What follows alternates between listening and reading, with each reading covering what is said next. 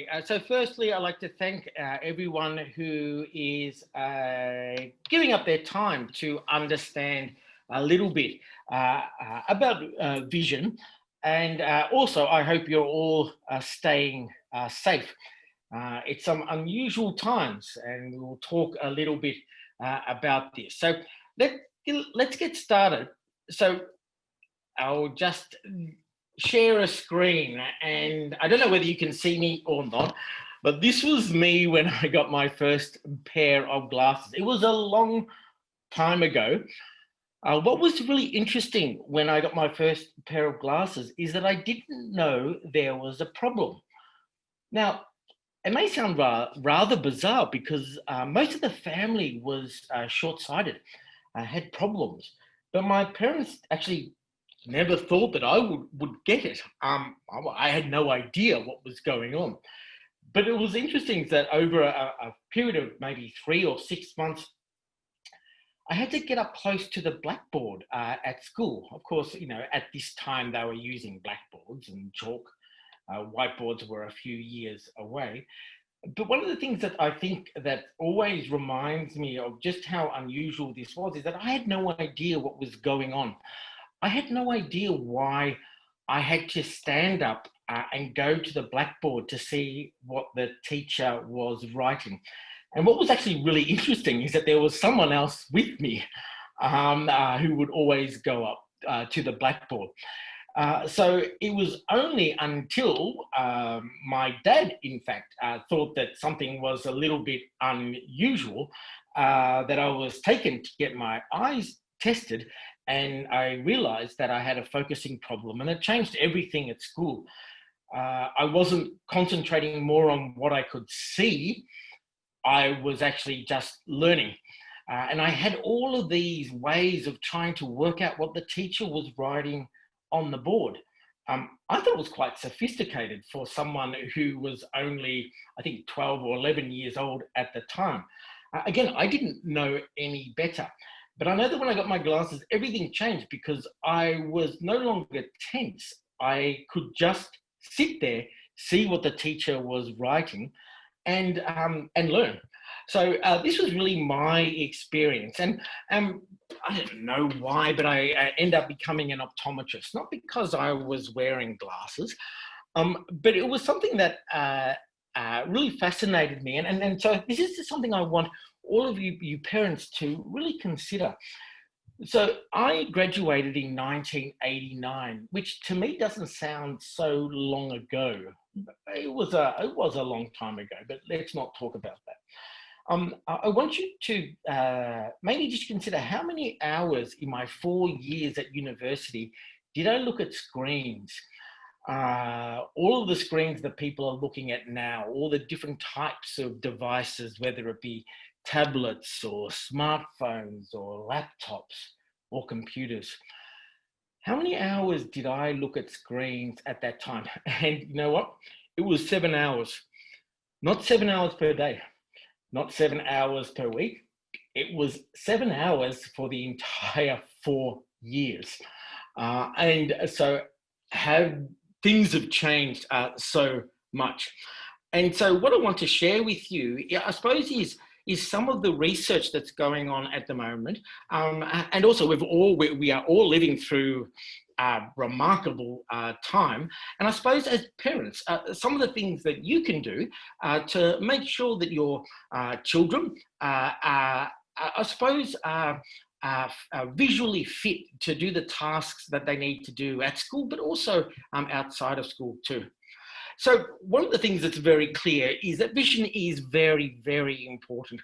Obviously for learning, vision is one of the key senses, and also for communication as well. We know this, it's very clear, but it's amazing that even though it's so important, it's so pivotal for us to learn, as a sense, to learn all these things. We're very good at actually managing it if things are not 100%.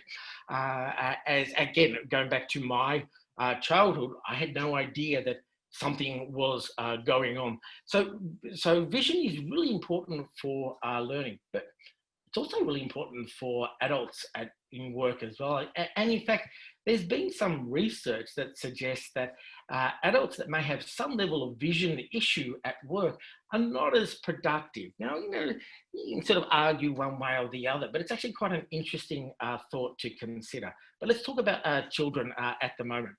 The Jama Wellness Centre, to do 5 million screenings is brilliant, and I applaud your team for this activity. Okay. As an optometrist, as doctor said before, I spent 20 years as an optometrist in my own businesses, and I used to get referrals from screening. So in Australia, we have government screening of children, and when I see 5 million screenings, it is a remarkable job. And I know that there are many children that have had their lives changed by this activity. But just some points that have been shared with me from JAMA Wellness. Firstly, is that if we look at those children that are in the higher secondary schools, about half of them have some level of focusing issue, and there's many types of focusing issues. You may have heard of long-sightedness or short-sightedness or astigmatism. These all incorporate this level.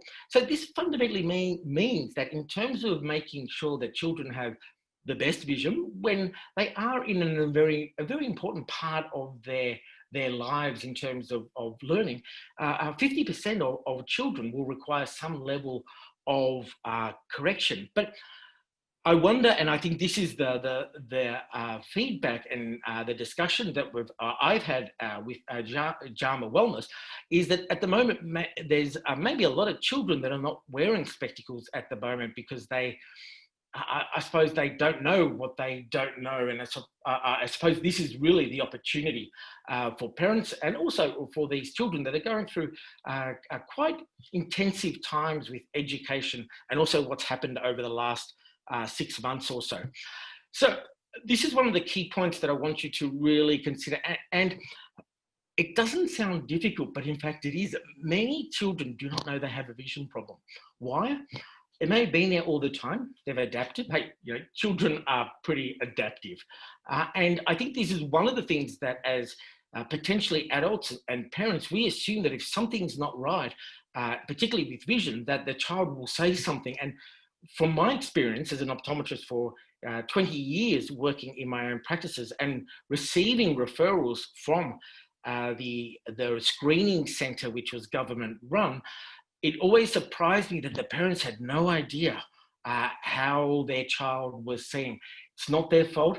I think children are extremely adaptable, which is brilliant for them.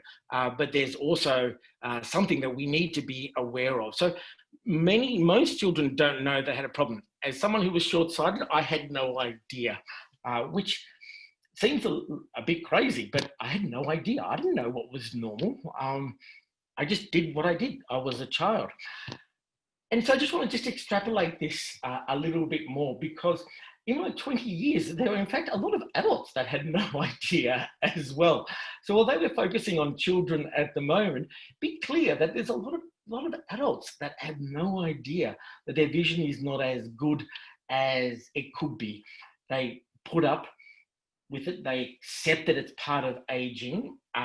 They don't compare it to anything. It's just them.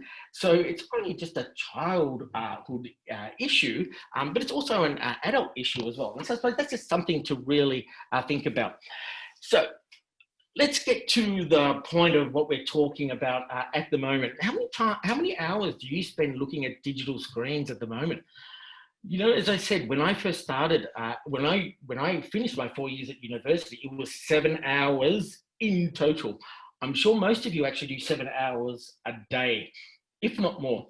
What's the first thing you or your child does before they go to bed is probably look at digital devices. And I suppose that's the last thing. What's the first thing they do when they wake up is look at digital devices. Now, for the parents out there, I'm sure many of you, one of the last things you do before you go to bed is look at your emails And if you have a boss, just making sure they're not sending you information that you need to do the next day. And it's the same when you wake up in the morning. So we have certainly gone through a lot of changes over the last 15 years or so. And I can remember getting, my first phone and, my first tablet, and obviously my computer. But at the moment, we're multitasking. So screen stacking is the term now, where we're looking at very different screens at the same time throughout our lives. And this is not just something that happens with people who are working, it's also happening with children. And one of the things that's really, if you want to call it interesting, is that children are doing it at school for education, but socially when they get home, they're doing the same thing too. So their whole way of, or I suppose, of the visual environment has changed over the last 10 years. And it's something that we all need to be aware of and make sure we just keep track of what's going on. Is there anything that we can do to make this change in the visual environment, which has been fundamentally driven by adults, but driven to children in accessibility? Is this something that we potentially should be doing? Just questions to be thinking about. This is from one of the Indian publications, and this is, well, it's an impressive number. We're all going and have gone through some really trying times at the moment. And I'm not going to talk to you about it because you've actually experienced it. And so have I, and I'm in it right now. But what's really interesting is that half of parents feel that the average screen time for children has gone up by 5 hours. If not, most parents feel that it has doubled. These are significant numbers. Now, of course, all children in many countries have been driven to education at home. Of course, there's been a change in the way all of us are working at the moment, but we need to be aware that this may be creating challenges for vision. I'm not talking about damaging the eyes, I'm talking about the efficiency of vision, the way to be able to see things clearly and comfortably and continue to gain information from whatever children are learning about. These are quite significant numbers. And this is not just India, this is pretty much everywhere around the world. This is something that I think is really fascinating, and this is global. In the last 6 months of 2020, from a global perspective, the search for blue light spectacles, blue light glasses, blue light lenses has increased by 238% compared to the same time last year. All of these people are looking for something, solution. But typically a solution is because they're starting to have some issues. And so I think this is quite a significant number. And again, this is a global reaction, but I'm sure in India, it's exactly the same thing too. So people are looking for solutions, maybe because they're having some problems with vision at the moment. So let's dive a little bit deeper into this. What we know is that we have in our SLL group a large R&D centre looking at consumers, and 9 out of 10 people are experiencing some level of visual fatigue at the moment. 9 out of 10 is a significant number. It's so high, it's almost could be considered normal. Now, this was not the case 20 years ago. And for the parents out there, when you were going through school, 9 out of 10 would be a crazy number. And the same for me as well. But it would appear that at the moment, so many people are experiencing some level of visual fatigue. And visual fatigue means different things to different people, but it's quite a significant number. In fact, it could be so high that people think it's normal. There are things that we do all the time, and we may feel it, and it doesn't feel as good, but we just think it's normal. This could be the case with this. People don't complain about it because, well, of course it's normal, because I'm spending all this time on screens or on computers. without realizing that there could be some solutions, not only from advice from parents yourselves, but also if they are wearing spectacles, there could be some solutions. So what does visual fatigue mean? It's a really interesting term, and we know that people describe it in many different ways.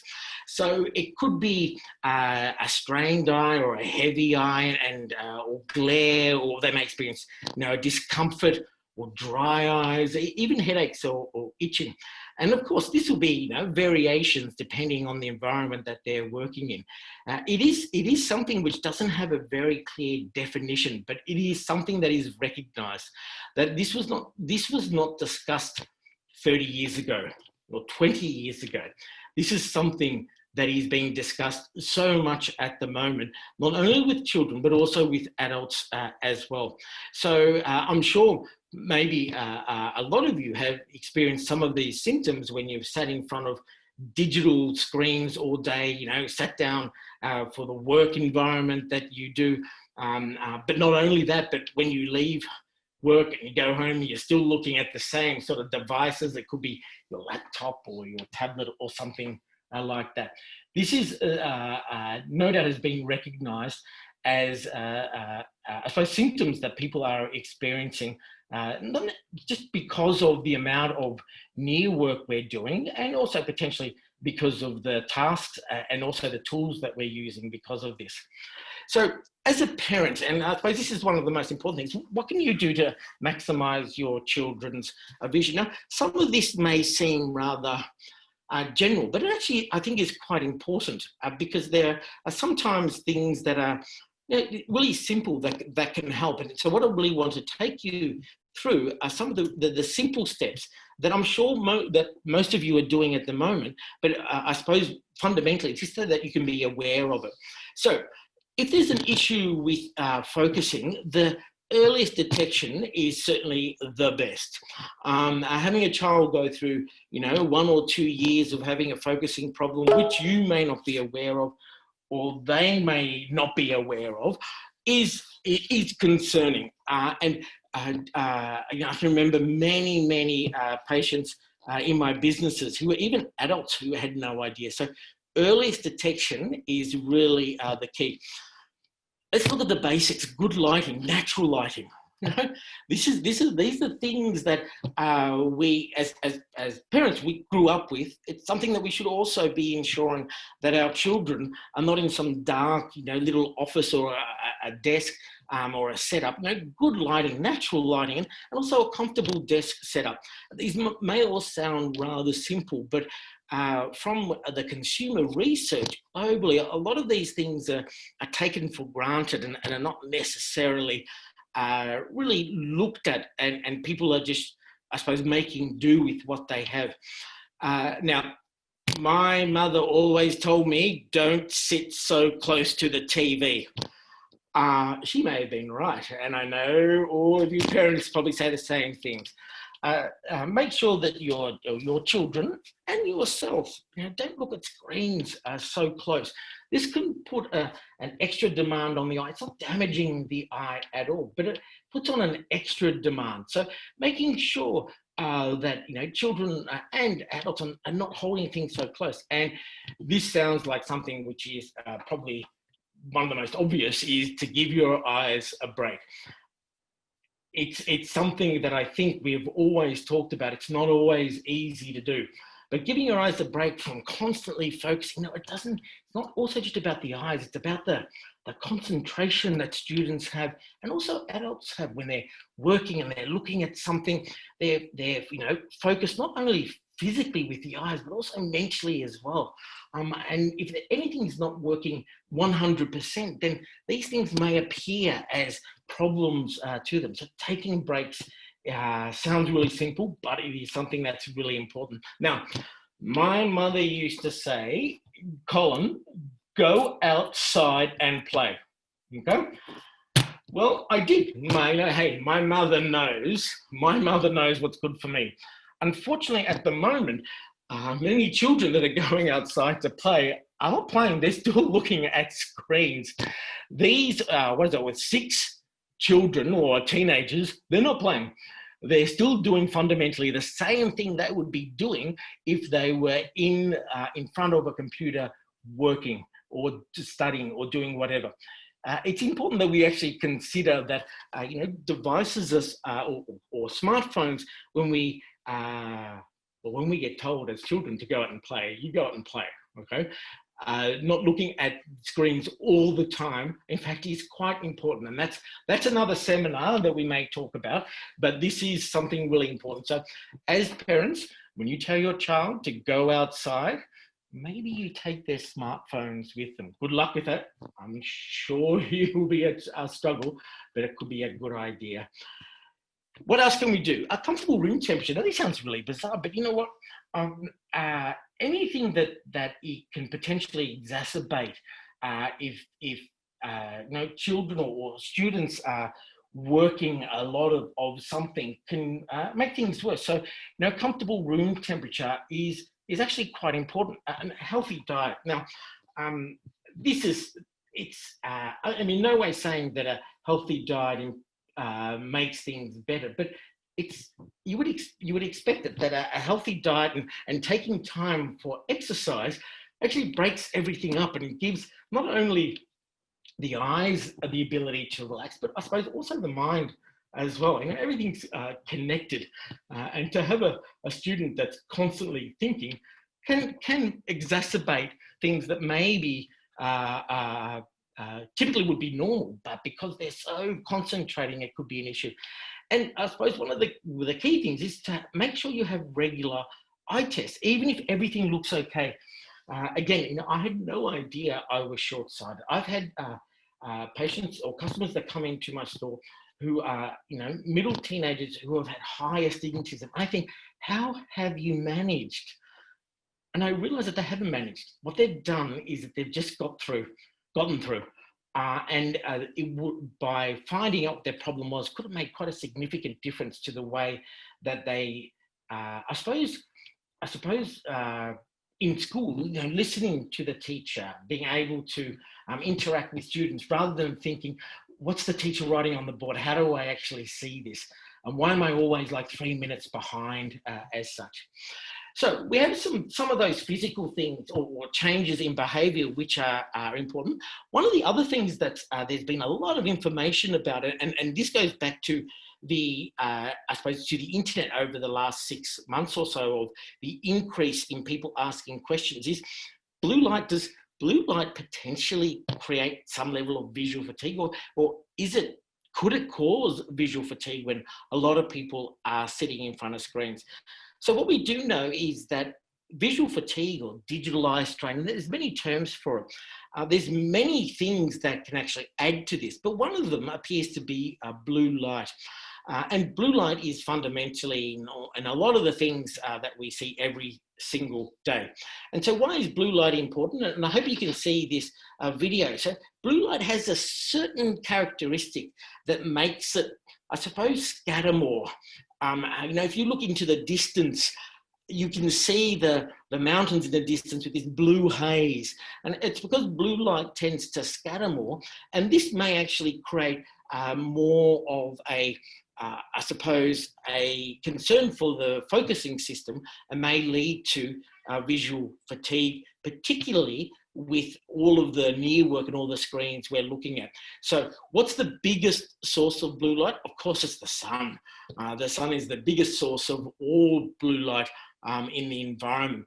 But there's also a lot of other blue light in our environment, and we don't need to see blue in order to experience blue light. Any white light that we see, in fact, will have a level of blue light. So there are other sources of blue light that have been investigated, such as laptops, computers, and particularly smartphones and tablets as well.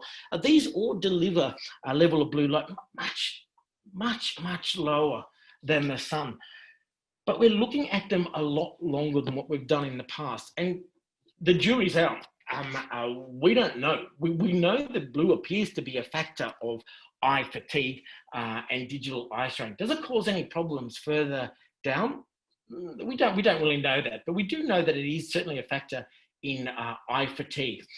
So one of the things that you may want to consider in terms of in blue light, what could you do? Well, you could help reduce the blue light your children experience by the children taking breaks.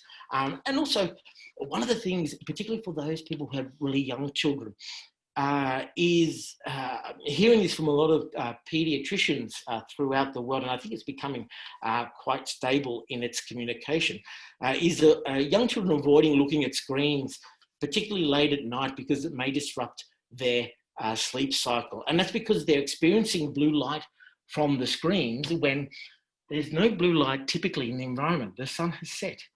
And what we typically see is very little blue light. So it's some of the things that you could potentially do, but let's face it, it's really hard to get your children off devices, okay? I'm sure you can have a talk to them, but I'm sure you're not going to go pretty well with the outcome, but good luck anyway. In terms of what we've been looking at is ways that we can help potentially with the blue filtering of lenses. And now it's easy to actually create a lens that blocks some level of blue. But you know what? It's actually not so easy to make a blue filtering lens, which looks clear. It looks like a normal lens. And that's something that we've been working on, and we're actually delivering this, and some of the other team members will talk about this. But it is impressive that we can create a clear lens that corrects the vision of children if they have a problem with their focusing, but also reduces the amount of blue light. And this can certainly help with potentially some of the fatigue that they're experiencing on their all their digital devices. So eye fatigue as I suppose an issue is also common in adults. So although we're fundamentally focusing on some of the great work that Wellness have been doing with screening of children, eye fatigue is also an issue with adults, particularly because they're also on a lot of screens as well. So all the recommendations I mentioned about children also apply to adults as well, and adults being you parents. So if you're doing a lot of digital work and you're experiencing some level of eye fatigue, consider blue filtering lenses when you get your next pair of glasses. And also as adults, make sure you have regular eye checks. So let's put this all together. So just as a summary, vision certainly is precious, and it is really important for the development of children, particularly through those important years of understanding. There's no doubt that our visual tasks are changing. I don't need to tell you about that, and where that's going to go, I have no idea. But it's certainly clear that we're going to have an increased time on digital devices. I don't think it's going to decrease. And also, I think there's been an increase in digital devices use, not only in children, but also in adults, and maybe in those more mature adults because of what's happened over the last last 6 months or so. In terms of that, visual solution technology, in terms of different types of lenses, has certainly increased considerably because of the different, I suppose, concerns that people are having with their vision. And as I've said before, act early. Be proactive about children's vision. You don't know what they may be experiencing. And just as a last point, if you do have regular eye tests with your optometrist and there's nothing wrong, then you know what, your child is probably one of the lucky ones. So thank you very much for attending tonight. I know that we're going to move on to a few other speakers, and we'll be able to ask questions later on. So thank you very much.